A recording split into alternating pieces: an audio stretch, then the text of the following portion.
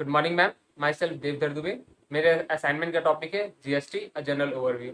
इस टॉपिक में हम समझेंगे जीएसटी होता क्या है, जीएसटी जो एक्ट है उसके अंतर्गत क्या क्या प्रोविजन किए गए, इन सबके सैलेंट फीचर्स को समझेंगे और इसके साथ ही हम इस वीडियो को कंक्लूड करेंगे। तो सबसे पहले अगर हम बात करें जीएसटी की, तो जैसे कि हम जानते हैं इंडिया में स्टेट गवर्नमेंट और सेंट्रल गवर्नमेंट दोनों के पास पावर है कि वो टैक्सेस इम्पोज कर सके।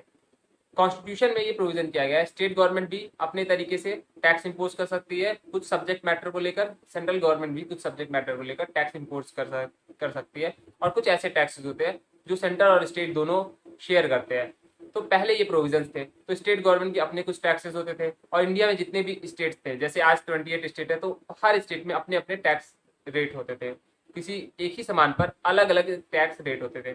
तो इन सबको दूर करने के लिए कॉन्स्टिट्यूशन में 101st अमेंडमेंट किया गया और जितने भी टैक्सेस थे, चाहे वो सेंट्रल लेवल पर या स्टेट लेवल पर, इन सभी टैक्सेस को क्लब किया गया और ये सारे जो टैक्सेस क्लब हुए, इसे एक नाम दिया गया जिसे हम कहते हैं goods and services tax, GST. हालांकि जीएसटी के दायरे से कुछ अभी ऐसे प्रोडक्ट है जिसे दूर रखा गया है और उसे जीएसटी में इंक्लूड नहीं किया गया है। जैसे कि आप देखते होंगे पेट्रोलियम प्रोडक्ट, चाहे वो डीजल हो, पेट्रोल हो, ये सभी जीएसटी के दायरे में नहीं आते। इसी तरीके से अल्कोहल भी जो है वो जीएसटी के दायरे में नहीं आता और इस पर पुराना ही जो प्रोविजन था वो अप्लाई होता है। तो अगर हम जीएसटी की बात करें, इंडिया ने 101st कॉन्स्टिट्यूशन अमेंडमेंट किया और जीएसटी एक्ट को पास किया। बेसिकली जीएसटी एक्ट एक कोई सिंगल एक्ट नहीं है, इसमें 4 मेजर एक्ट है। पहला जीएसटी एक्ट जो सेंट्रल लेवल की बात करता है, सेंट्रल जीएसटी एक्ट।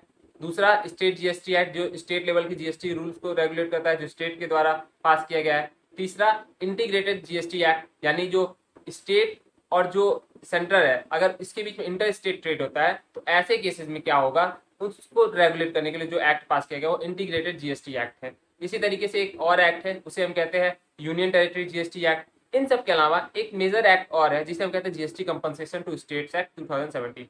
ये 5-6 ऐसे एक्ट है जिसको क्लब करके आप कहते हैं जीएसटी एक तरीके से एक्ट बनाया गया है। तो जीएसटी एक्ट कोई एक सिंगल एक्ट नहीं, ये ढेर सारे एक्ट है जिसे मिलाकर आप जीएसटी को कह सकते हैं जीएसटी में रिफॉर्म लाया गया है। तो जीएसटी रिफॉर्म है, ये अपने आप में टैक्सेशन सिस्टम में इंडिया की बात करें तो बहुत ही बड़ा रेवोल्यूशनरी चेंज लाता है। क्योंकि बेसिकली अगर हम बात करें प्रॉब्लम क्या थी कि हमें जीएसटी लाना पड़ा, तो 2 बड़े मेजर प्रॉब्लम थी। सबसे बड़ी प्रॉब्लम थी, जैसे कि मैंने आपको बताया, हर स्टेट का अलग अलग टैक्स रेट होता था। किसी एक प्रोडक्ट पर ही आप कोई टैक्स ले रहा है, कोई दूसरा स्टेट उसी प्रोडक्ट पे दूसरा टैक्स ले रहा है, तो जो टैक्स रेट रहते थे वो वैरी करते थे। टैक्स रेट वैरी करने के साथ साथ ये भी होता था कि एक स्टेट ने अगर टैक्स ले लिया तो उसी प्रोडक्ट में दूसरा स्टेट भी हो सकता था टैक्स ले ले, ठीक है। तो एक तरीके से मल्टीपल टैक्स लगते थे सेम प्रोडक्ट पर, यानी टैक्स के ऊपर टैक्स लग जाता था। तो ये सारी दिक्कतें प्रिवेल करती थी पहले के सिस्टम में। सपोज कीजिए अगर गुजरात में कोई सामान बनता है और वो सामान यूपी में आता है, तो गुजरात में जो कंपनी का सामान बना रही है वो तो टैक्स देगी। उसके बाद जो वो सामान जब यूपी में बिकेगा, यूपी में कोई खरीदेगा, तो फिर सरकार उस पर टैक्स लेगी, यानी एक ही सामान पर 2 बार टैक्स ले लिया गया। ये भी सिस्टम था। तो पहला दिक्कत तो यही था कि मल्टीपल टैक्सेस थे, हर स्टेट में अलग अलग टैक्स रेट रहते थे। दूसरा दिक्कत थी कैस्केडिंग इफेक्ट, जो मैंने आपको बताया, टैक्स के ऊपर भी टैक्स लग जाता था। आपने एक बार टैक्स लिया, दोबारा फिर से आपको टैक्स देना पड़ा।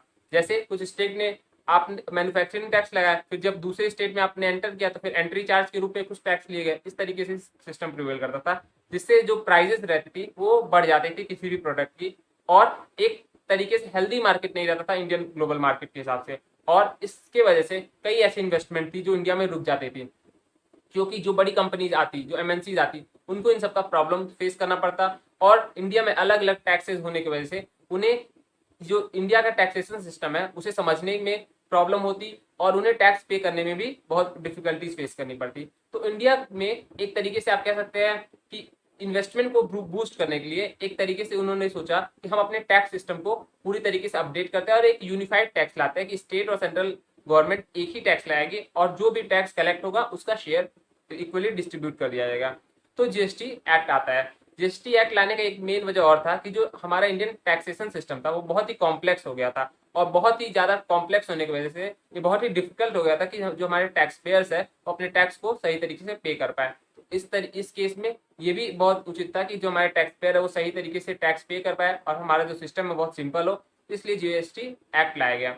अगर हम बात करें इसके कुछ सेलियन फीचर्स की, जीएसटी की सेलियन फीचर्स क्या है, तो सबसे पहला जो सेलियन फीचर्स है कि यहाँ पे डिफरेंट तरह के जीएसटी लगते हैं। जैसे कि सेंट्रल जीएसटी लगता है कि अगर कोई टैक्स है जो जीएसटी के अंतर्गत लगा, उसका 2 हिस्सा होगा। एक सेंट्रल जीएसटी के रूप में होगा जो सेंट्रल गवर्नमेंट के पास जाएगा, और एक जो स्टेट है उसके हिस्से में जाएगा जिसे हम स्टेट जीएसटी कहते हैं, या फिर अगर वो सामान किसी यूनियन टेरिटरी में बिक रहा है तो वो जाएगा यूनियन टेरिटरी के हिस्से में जिसे हम यूटी जीएसटी कहते हैं। लेकिन उसी केस में अगर कोई सामान है जो इंटर स्टेट ट्रेड की वजह से हो रहा है तो वहां पर एक से ज्यादा स्टेट इन्वॉल्व हो जाता है, तो एक हिस्सा जो सेंट्रल गवर्नमेंट का है वो तो सेंट्रल गवर्नमेंट के पास जाएगा ही, लेकिन जो दूसरा हिस्सा है वो उन दोनों स्टेट्स में बराबरी बढ़ जाएगा। तो ये भी प्रोविजन किया गया जीएसटी एक्ट में कि जो रेवेन्यू कलेक्ट किया जा रहा है टैक्स के रूप में उसका इक्वली डिस्ट्रीब्यूशन किया जा सके। तो जीएसटी में एक से ज्यादा टैक्सेस है जीएसटी के रूप में, लेकिन ये जो टैक्सेस कलेक्ट किया था वो एक व्यक्ति के द्वारा कलेक्ट किया था, बाद में डिस्ट्रीब्यूट कर दिया जाता है, यानी सिंगल टैक्स है जीएसटी। लेकिन जीएसटी कई तरह के होते हैं, central GST, state GST, union territory GST, integrated GST.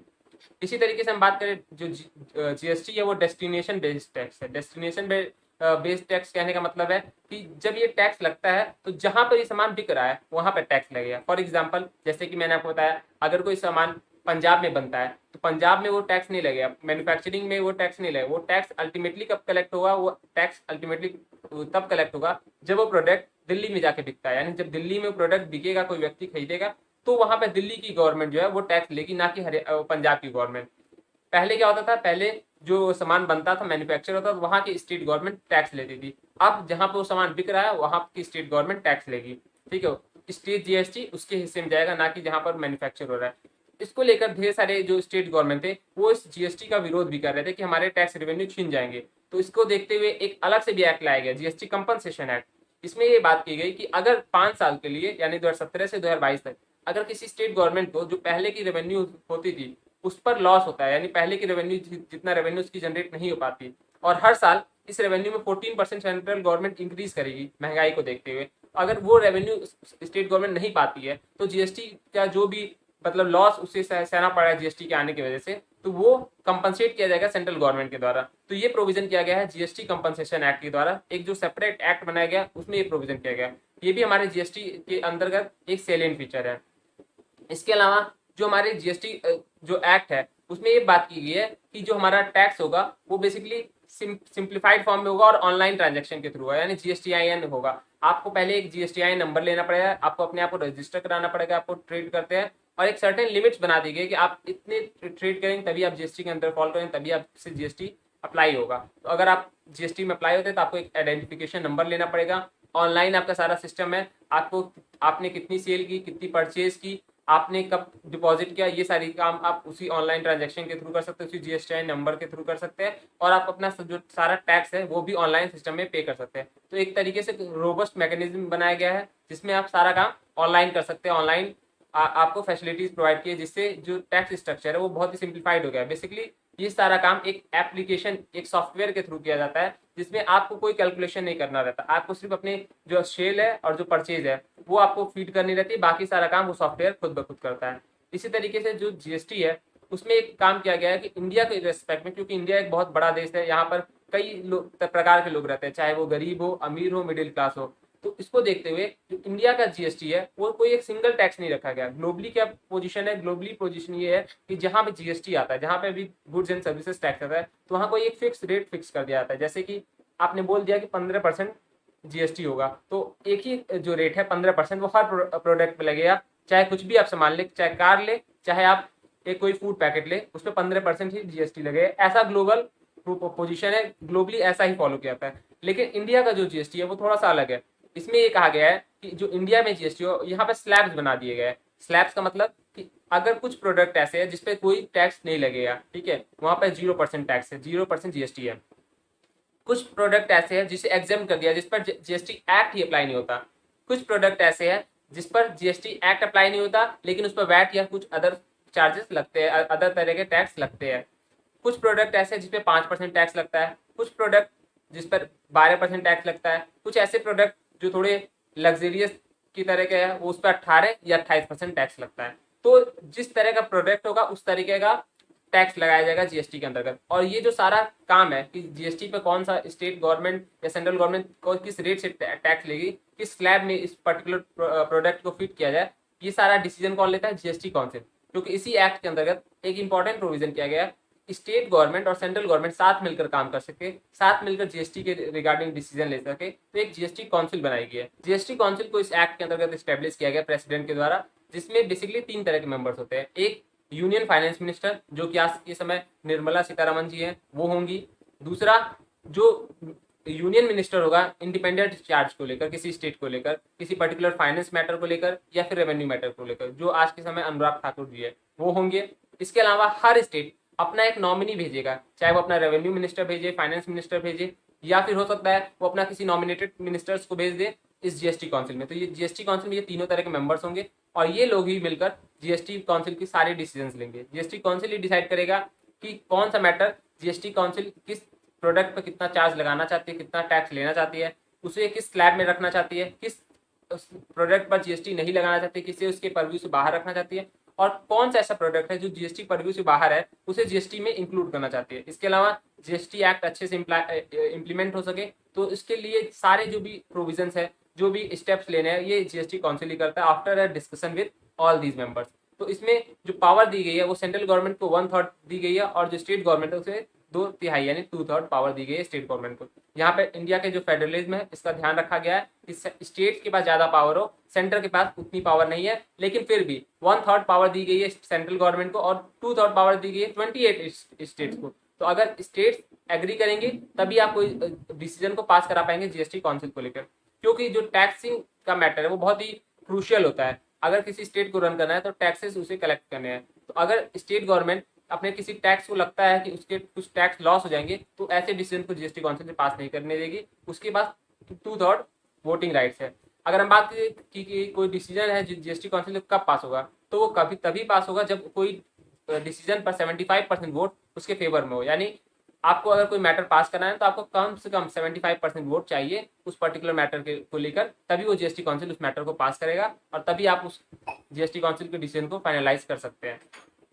अगर हम बात करें कि जीएसटी काउंसिल ने क्या किया, तो जीएसटी काउंसिल ने ढेर सारे ऐसे प्रोडक्ट थे जो जीएसटी से के पर्व्यू से बाहर आते थे उसे जीएसटी के पर्व्यू में लाने की कोशिश की है। कुछ प्रोडक्ट अभी भी ऐसे हैं जो जीएसटी के पर्व्यू से बाहर आते हैं, वो हम आगे देखते हैं कि ऐसे कौन से प्रोडक्ट है जो जीएसटी के पर्व्यू से बाहर आते हैं। इसके अलावा सरकार ने क्या किया, कुछ ऐसे प्रोडक्ट थे जिसके टैक्स रेट्स को समय समय पर मॉडिफाई किया है।